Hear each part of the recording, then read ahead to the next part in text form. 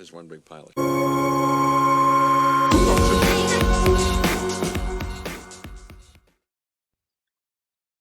Hello, everyone. It's a man of Manetheren here, and I just wanted to put a few thoughts out on the trailer from the San Diego Comic-Con for Rings of Power. And also, on a side note, my dislike was removed from IGN's trailer, so I very, very politely reapplied the thumbs down. So, there are a few things from this trailer that I wanted to touch on that aren't commonly touched on, and these may be valid arguments or not, but just my thoughts on it. Overall, the trailer was a big mess. Didn't really convey much of the story. Anyway, once again, we're given not a lot to go with except just flashy images and lots of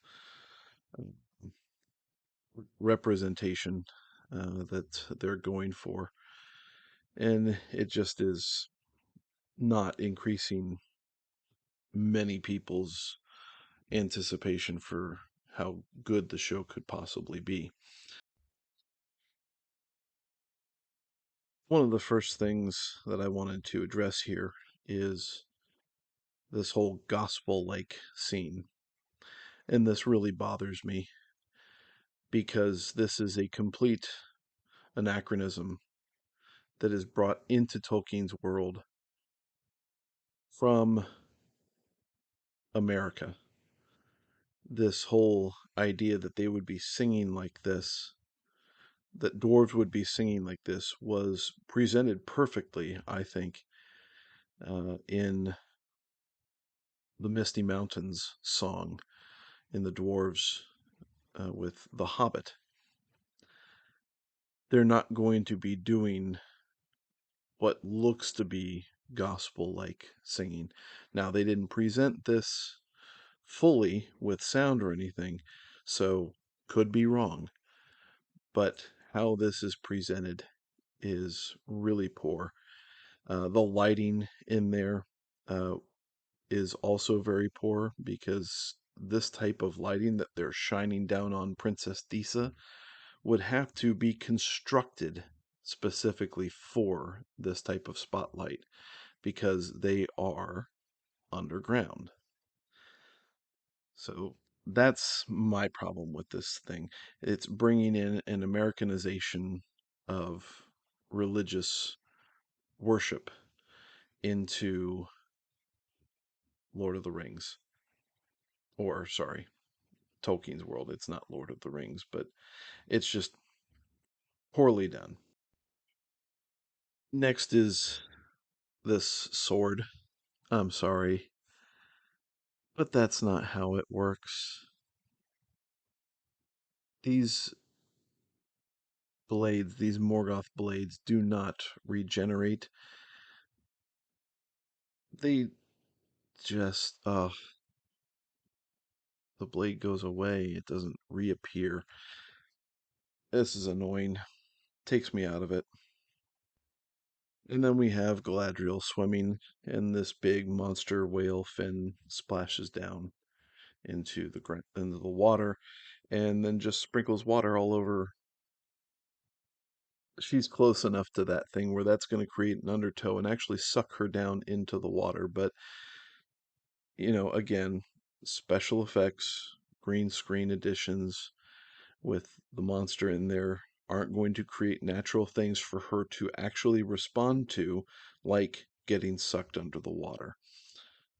Poorly done, poorly researched, poorly thought of, poorly executed, etc., etc., etc. And lastly, we've got the Balrog. Now, by the looks of it, the Balrog looks fine, at least according to how it was done with Peter Jackson's Balrog. Now, because they're using that form, then this criticism also is valid.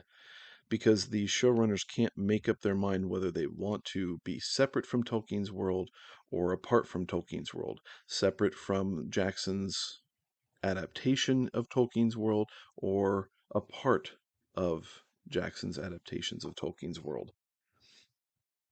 The Balrog is inconsistent. Not image-wise, it looks fairly similar. But what you do have a difference of is the sound. Let's take a look at the sound of Peter Jackson's Balrog.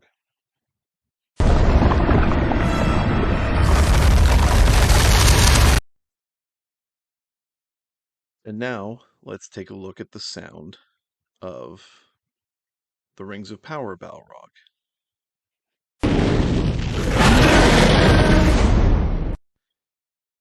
And doesn't there seem like there's just a little bit of the addition from this?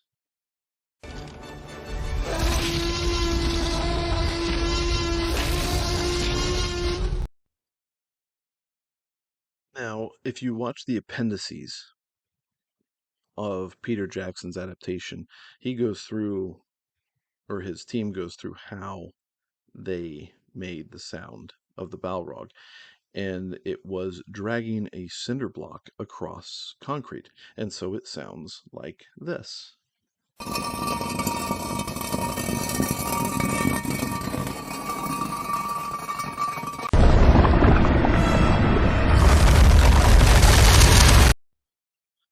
You catch the similarities? So there is an inconsistency, and it's an inconsistency completely based off the showrunners not being able to make up their mind whether or not they wanted to actually keep cohesiveness with the prior materials produced by either Tolkien or Peter Jackson. This is the problem when you want to pick and choose.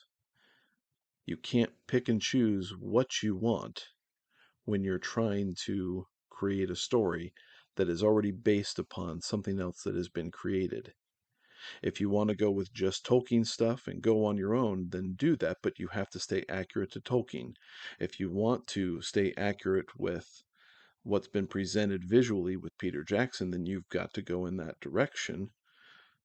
But you also have to go in the direction there too with Tolkien, because Peter Jackson's perspective was adapting Tolkien and not inserting his own stuff.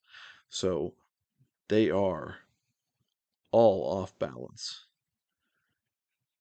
So those are my thoughts on the trailer. It was a disaster. Let me know what you think down in the comments below. I appreciate you stopping by and checking this out, and we'll hopefully see you on the next video. Chagar Nivran, Taishar Manetharan.